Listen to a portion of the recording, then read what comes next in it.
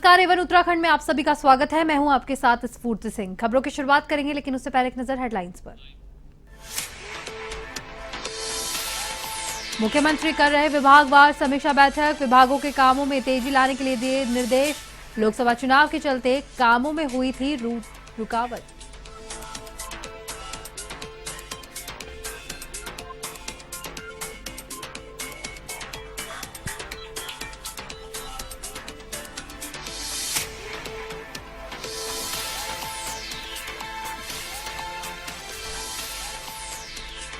ऋषिकेश तहसील दिवस पर पहुंची जिलाधिकारी सोनिका। 78 लोगों की सुनी शिकायतें, अधिकारियों को दिए समस्याओं को सुलझाने के निर्देश।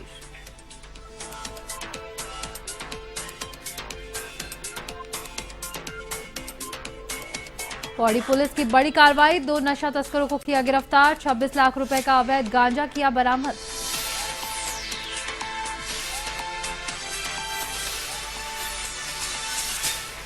पहाड़ी इलाके में मलबे से यातायात हुआ प्रभावित, जेसीबी और पॉकलैंड मशीनें तैनात करने के दिए निर्देश। रात में ट्रैफिक किया प्रतिबंधित।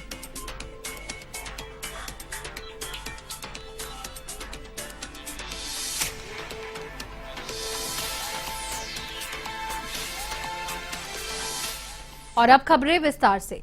लोकसभा चुनाव की आचार संहिता की वजह से विकास कार्यों पर जो ब्रेक लगा हुआ था, उसको तेजी से पटरी पर लाने के लिए मुख्यमंत्री पुष्कर सिंह धामी विभागवार समीक्षा बैठकें कर रहे हैं। सचिवालय में मुख्यमंत्री पुष्कर सिंह धामी ने ऊर्जा परिवहन विभाग के साथ में महिला सशक्तिकरण और बाल विकास विभाग की भी समीक्षा बैठक की।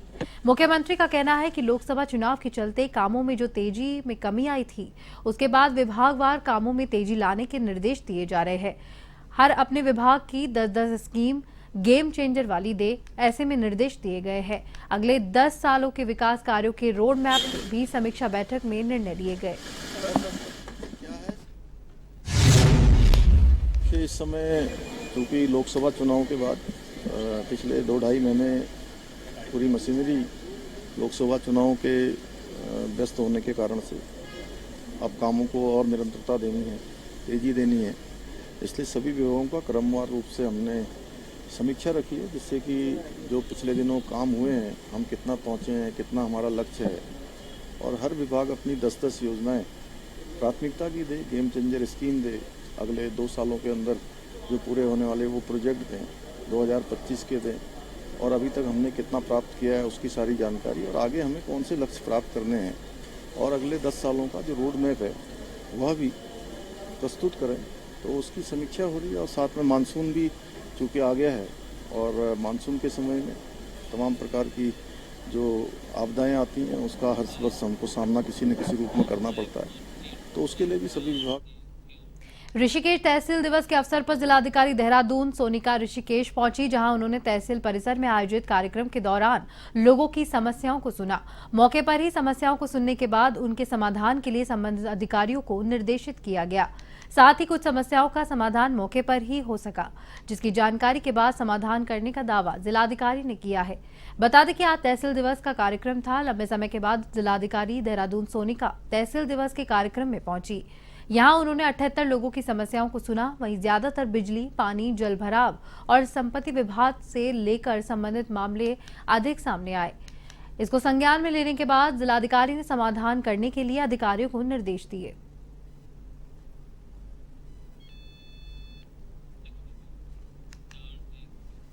उत्तराखंड को नशा मुक्त बनाए जाने के लिए चलाए जा रहे अभियान के तहत वरिष्ठ पुलिस अधीक्षक पौड़ी लोकेश्वर सिंह के निर्देशन में बढ़ते नशे की प्रवृत्ति पर अंकुश लगाने और नशा तस्करी की रोकथाम के लिए पौड़ी पुलिस ने नशा तस्करों पर लगातार शिकंजा कसा है। थाना रिखडीखाल पुलिस टीम ने चेकिंग के दौरान 2 अभियुक्तों को थाने में तिहाड़ बैंड के पास में प्रेस लिखे हुए वाहन से 102 किलो 700 ग्राम अवैध गांजा ले जाते हुए गिरफ्तार किया। बरामद गांजे की कीमत 26 लाख रुपए बताई जा रही है।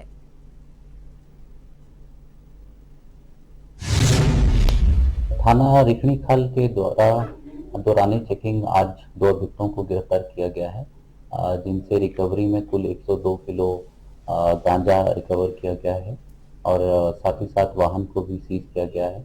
इस 102 गांजे की कुल जो बाजारी मूल्य है इसका, वो लगभग 26 लाख रुपए के बराबर है।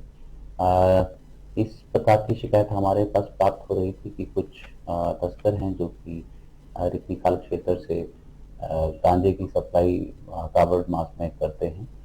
इसी शिकायत पर हम लोगों ने कार्रवाई करते हुए पिछले एक सप्ताह से इसमें कार्य कर रहे थे, जिसमें रिक्ति खाल थाना पुलिस के द्वारा जमीनी विवाद के चलते लक्सर कोतवाली क्षेत्र स्थित बहादुरपुर गांव में एक ग्रामीण की हत्या सनसनी मच गई है, जिसके चलते मौके पर पहुंची पुलिस ने शव को कब्जे में लेकर पोस्टमार्टम के लिए अस्पताल भेज दिया है। लेकिन मृतक के परिजन और ग्रामीण शव लेकर कोतवाली पहुंच गए। आरोपियों की गिरफ्तारी की मांग की जा रही है और बाजार चौकी इंचार्ज को हटाने की मांग पर ग्रामीण अड़े हुए हैं। कोतवाली के नजदीक शव रखकर हंगामा किया गया। करीब 5 घंटे तक चले हंगामे के बाद एसएसपी प्रेमेंद्र सिंह डोभाल ने चौकी इंचार्ज को लाइन हाजिर करने के साथ आरोपियों की जल्द गिरफ्तारी का आश्वासन दिया।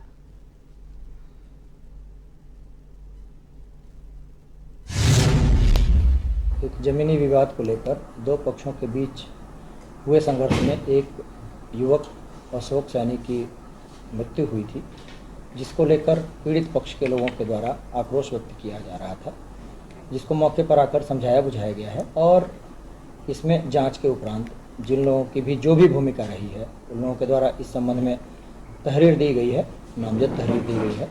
अभियोग पंजीकृत कर जिसकी जो भी भूमिका होगी तो उसके अनुरूप विधि सम्मत कार्रवाई अमल में लाई जाएगी। इस संबंध में जो भी जिसकी भी भूमिका जो पर्दे के पीछे होंगे या जो मौके पर अपराध में संलिप्त पाए जाए। भीमताल में लगने वाले ऐतिहासिक हरेले मेले को लेकर आज भीमताल विकास भवन में बैठक का आयोजन किया गया, जिसमें जिला प्रशासन समेत विधायक, भीमताल पुलिस और स्थानीय जनप्रतिनिधियों, व्यापारियों ने हिस्सा लिया। बैठक में मेले को भव्य बनाने और व्यवस्थाओं को लेकर चर्चा की गई। इस साल जिला प्रशासन की ओर से मेले का आयोजन करवाया जाएगा, जिसके चलते इस बार मेले को भव्य बनाने के लिए रामलीला मैदान के साथ ब्लॉक रोड तक दुकानें लगाई जाएगी। इस मौके पर विधायक का कहना था कि इस वर्ष मेले के आयोजन में वर्ष नई समितियां बनाई जाएगी और समितियां होगी, सभी को अलग अलग जिम्मेदारी दी जाएगी।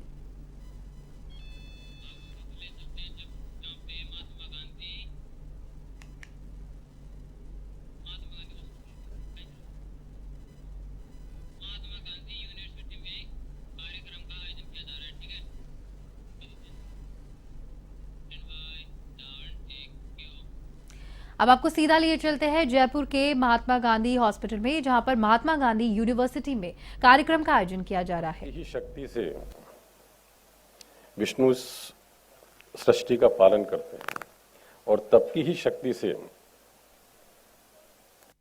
भगवान शिव, भगवान रुद्र संहार करते हैं। जो कुछ होता है वो मेहनत से होता है लाइफ में। तो यदि कोई आदमी श्रम करे प्रॉपर डायरेक्शन में तो वो भाग्य को भी बदल सकता है। ये ऐसा भगवान शंकर का आशीर्वाद है। जो तप करें तो मुझे जब माता पार्वती भगवान शिव को पाने के लिए तपस्या करने जाते हैं उस समय की चौपाई है। और जा पर कृपा राम की होई ता पर कृपा करे सब कोई। सन्मुख होए जीव मोय जब ही जन्म कोट अघनाश है तभी। जब कोई भी प्राणी मेरे सन्मुख आ जाता है तो करोड़ों जन्म के जो पाप हैं वो नाश हो जाते हैं। पर उसके लिए भगवान ने एक शर्त लगा दी है, निर्मल मन जन सो मोहि पावा मोहि। जिस आदमी में, जिस प्राणी मात्र में कपट है, छल है, छिद्र है, वो भगवान के सामने जा ही नहीं सकता। भगवान को पाने के लिए निर्मल मन होना, निर्मल मति होना जरूरी है। डाके प्रिय न राम वैदेही तजिए ताय कोट वैरी सम यद्यपि परम स नहीं। मीराबाई जी ने तुलसीदास जी को, जब यहाँ मेड़ता की रहने वाली थी, राठौड़ परिवार की पटरानी रानी थी। कोटद्वार दुगड्डा के बीच पहाड़ी से आ रहे मलबे के कारण NH 534 पर यातायात प्रतिबंधित हुआ, जहां पर जिलाधिकारी पौड़ी डॉक्टर आशीष चौहान ने बताया कि दुगड्डा कोटद्वार के बीच 8 किलोमीटर के एरिया में करीब 35 जगह पर पहाड़ी से मलबा आ रहा है। वहां हर समय JCB और पॉकलैंड मशीनों को तैनात रखने के निर्देश दिए हैं, जबकि रात में इस सड़क पर ट्रैफिक प्रतिबंधित कर दिया गया है।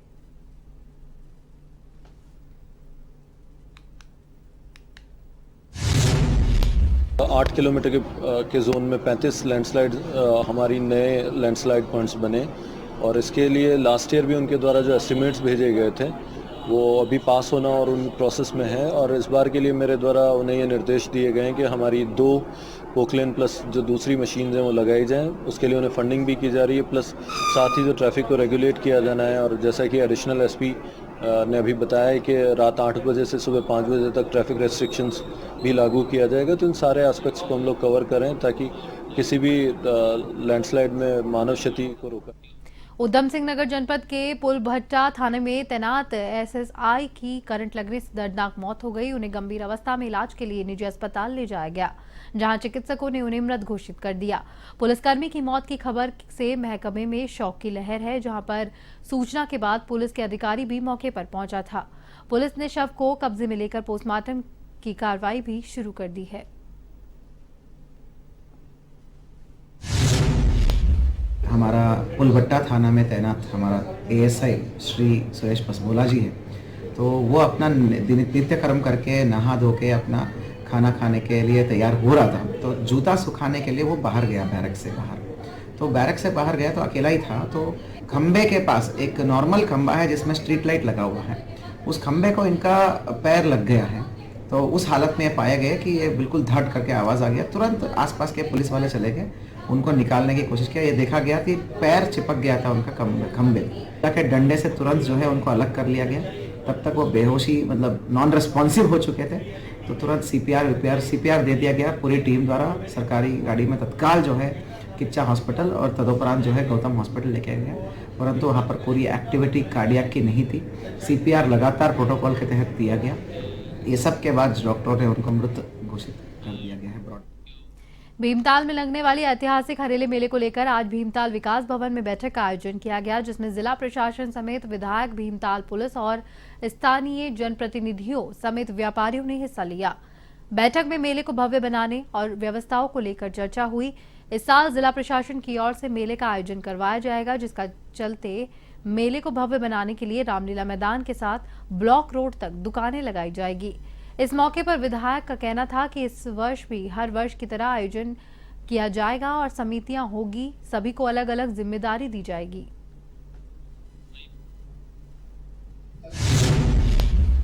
मेले को लेकर के यहाँ पर जो मेले कमेटी से लेकर के अन्य जो मेले को संचालित करते हैं उस संदर्भ में बैठक की। और यहाँ पर अभी नगर पालिका हमने बनाई है, पुष्कर धामी जी ने नगर पालिका का यहाँ पर निर्माण कराया है।